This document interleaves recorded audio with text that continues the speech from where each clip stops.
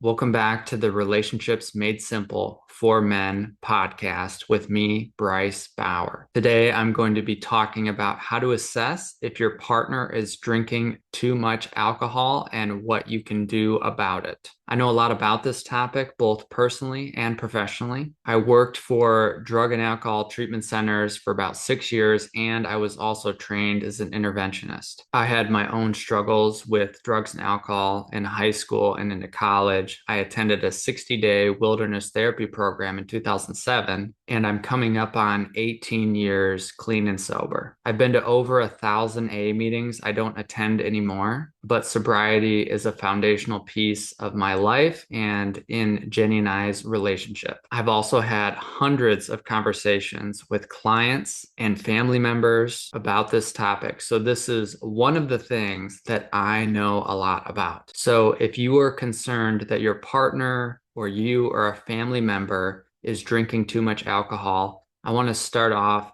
with an idea. If you think that you are drinking too much alcohol, you probably are. And if you think that someone in your life is drinking too much alcohol, they probably are. Because alcohol is a legal drug that is very well accepted and a lot of people use it, it's often treated differently than all the other drugs. And if you don't think it's a drug, it is. The active component is ethanol, and it is a central nervous system depressant. And depressant doesn't mean it makes you depressed. It means that it depresses and slows down your nervous system. Your body moves slower, your brain moves slower, and the more you drink, the worse this gets. For someone to be considered intoxicated, they need to have a blood alcohol level of 0.08, and that can be measured through the blood or the breath. For a normal sized person to be considered intoxicated, they usually need to drink about 4 drinks. So that will be either 4 beers or 4 small glasses of wine or 4 shots of liquor. And if you're drinking slowly, typically your body will metabolize about 1 drink per hour. But the more that you drink, the less able your body is to metabolize the alcohol. So once you're drunk, you will get more drunk more quickly the more you drink and the faster you drink. It takes about 15 minutes for you to start feeling the effects of the alcohol. And this is where liquor can be really dangerous, because if you've been drinking slowly and then you take 3 shots in a row, let's say 5 minutes apart, most people are going to be highly intoxicated, but they won't feel the full effects for another hour or so. Some of the common side effects to alcohol are aggression and sexual aggression. And I think this explains why there's so much sexual assault on college campuses, because you have young people not knowing much about alcohol, drinking heavily, and then being around each other into late hours of the night. It's really a dangerous situation for young people to be in. And it happens on college campuses all across America, except for maybe BYU. And there can be a similar culture in the bar culture, because people are really doing the same thing. And once people reach this level of intoxication, they really can't be trusted. They are not trusted to drive,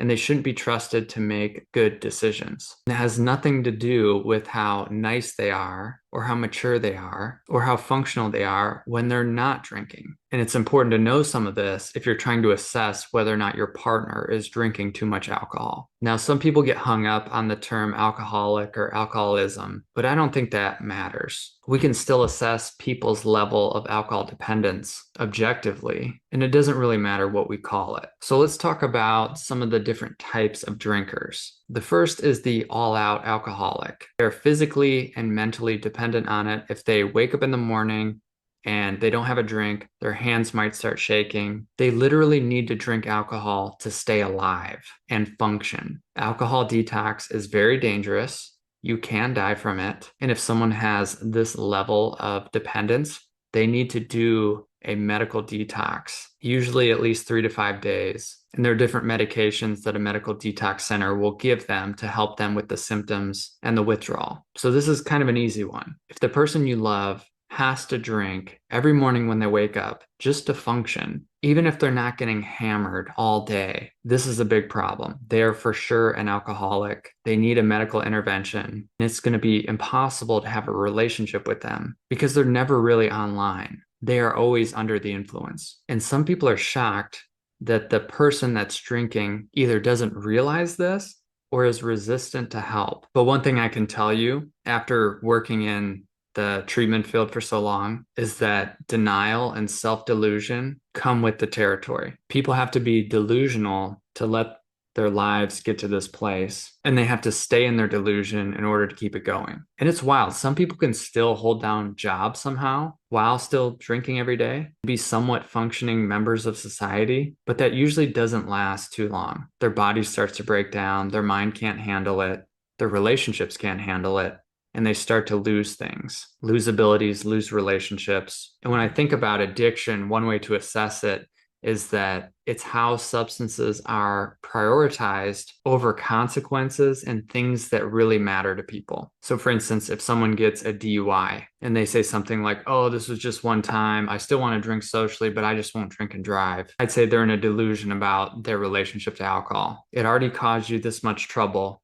Why do you want to keep it in your life? Or if someone says it's either the bottle or it's our marriage and they don't want to give up alcohol, then their priorities really aren't straightened out. A normal person would choose the opposite, someone who really cares about their family. And they probably really do care about their family, but they're in this delusion. And I'd recommend that if someone requires a medical detox just to get out off alcohol, they probably need to follow that up with an inpatient treatment center at least 30 days because they need to learn how to rewire their brain and process emotions and figure out who they are again and create separation between them and the things that are triggering their drinking or enabling their drinking. And this is a really long journey. Some people go to 90-day treatment centers and 6 to 9 months of sober living afterwards. They do a whole year of treatment to get off drugs and alcohol. A lot of times that's what it requires. Not that you have to, but you really do have to take this really seriously. Addicts and alcoholics tend to be overconfident in their abilities to assess the risk of the situations they put themselves in, to assess the ability of their own minds to process this decision when craving comes up. And so they need to be supported and around people that can continually tell them the truth.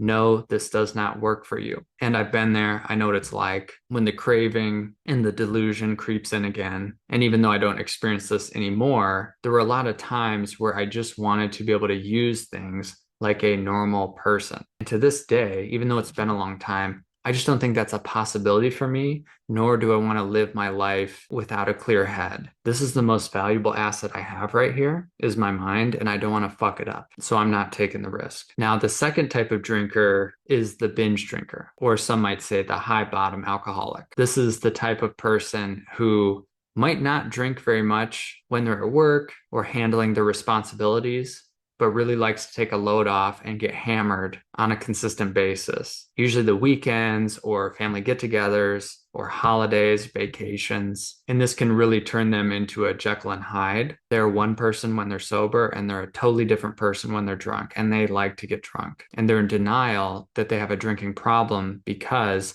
they're still handling their responsibilities when they need to. And it can be tricky to confront someone who's in this space because they'll want to look at what's going well and not what's going wrong. And they might not have had any consequences yet. Sometimes the first consequences they face are relational. Their family doesn't want to be around them. Their wife doesn't want to be around them when they're drinking. They embarrass themselves at a party. Maybe they're always hungover on Sunday morning and they start feeling sick. And they have this certain vibe of grandiosity to them. They can get very angry when you bring up their drinking, very defensive. And someone's defensiveness will always highlight their level of attachment to a substance, right? Like if someone really doesn't have a problem with drinking and it gets brought up, hey, I'm kind of concerned about your drinking, they'll probably want to know why. Like, oh, what do you see that I don't? They just won't feel a lot of activation around that. But someone who's really attached to it and thinks that you might be threatening their good time or you want to take alcohol away from them, they're going to get really triggered. And this is important to know when you go into these conversations, because if you're afraid to bring it up because you've gotten these bad reactions, that is a big part of the problem. The third type of drinker is the social drinker. They often need to have a drink when they're around people. It helps curb their social anxiety. It helps them feel more open, more excited, lowers their inhibitions. And this might be the only area in which they really drink. So it's still self-medicating and they still are attached to it. but it's much more situational. On the same level, you have someone who likes to have a few beers when they come back from work just to wind down. And this might be someone who has a high stress job,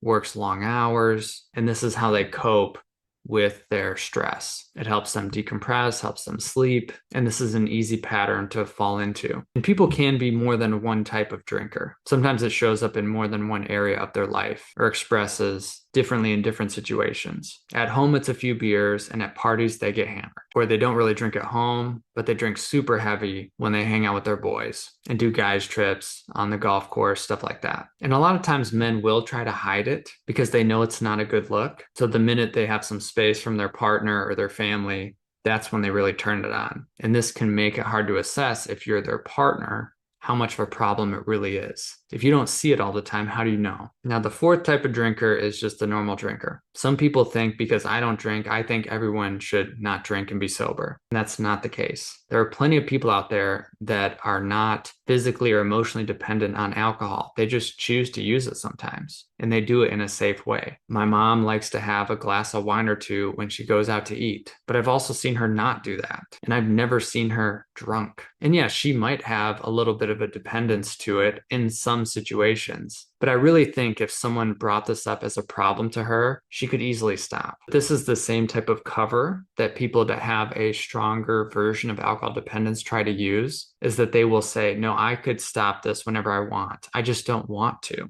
But how do you know if you could stop if you don't actually try? That's just a thought in your head. And this is where I want to get into how to deal with this if you are a partner of someone who you think has an alcohol problem. The first thing that I want you to know is that if you have a problem with your partner's drinking at whatever level it is, that is valid. Obviously, you'd have a problem with it if they're doing stupid stuff or drinking every day. But even if they're drinking a little bit and that kind of bugs you because they always need it, and you can sense their personality changing, and you don't feel as connected to them, that's a valid concern on any level. And it is okay to bring that up. And their response will tell you everything you need to know about what level of support both of you need to work through this. If they hear you and listen and understand and are okay taking action, and you guys can collaborate together and work this out, great. If they get really defensive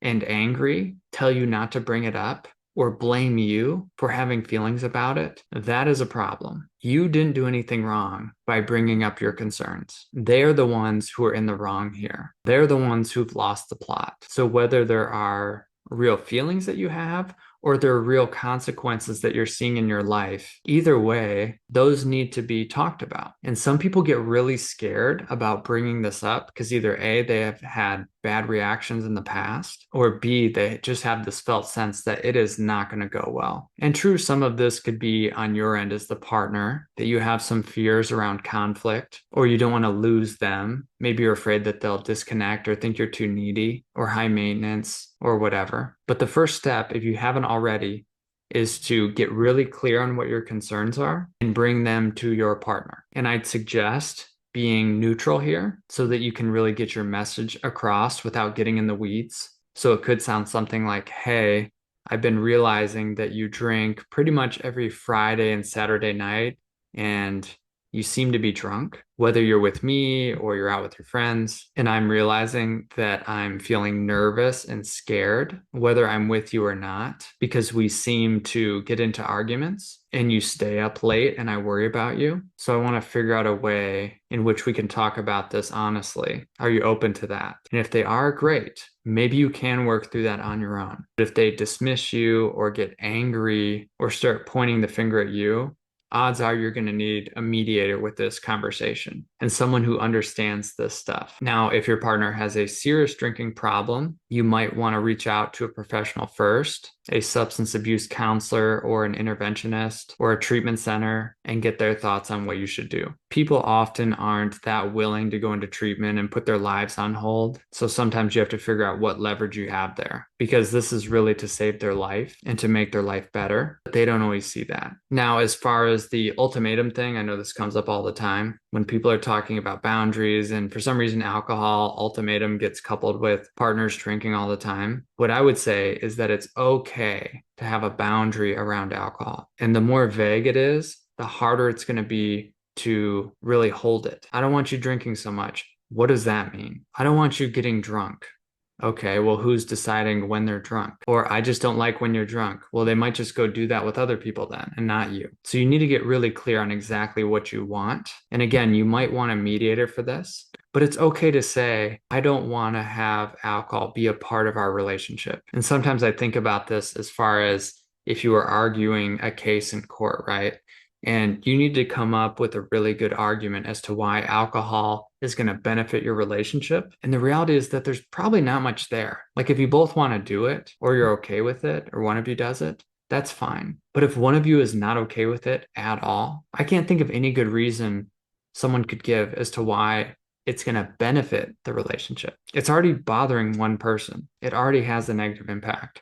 So it's okay to have that boundary. I mean, even when I started dating prior to meeting Jenny, I had realized over the course of a couple long-term relationships that I really didn't want alcohol to be a part of my life at all or my partner's life. So I didn't want friends who drank. I always felt awkward and left out, and I didn't think their jokes were as funny anymore. It was just a different experience. I didn't want my partner to drink much or if at all. And it turns out Jenny doesn't like alcohol. She's tried it a few times. She just doesn't like state changes like me. She doesn't think it tastes good. And so it's just not a part of our relationship. And that felt so good for me. So if you're dating right now, that might be something worth thinking about, is to ask about people's relationship to alcohol before you get into a committed relationship with them. Now, if you're already in a committed relationship or you're married, this can be more challenging because you're already working with an implied agreement that alcohol is okay on whatever level it's happening. But it is okay and a valid response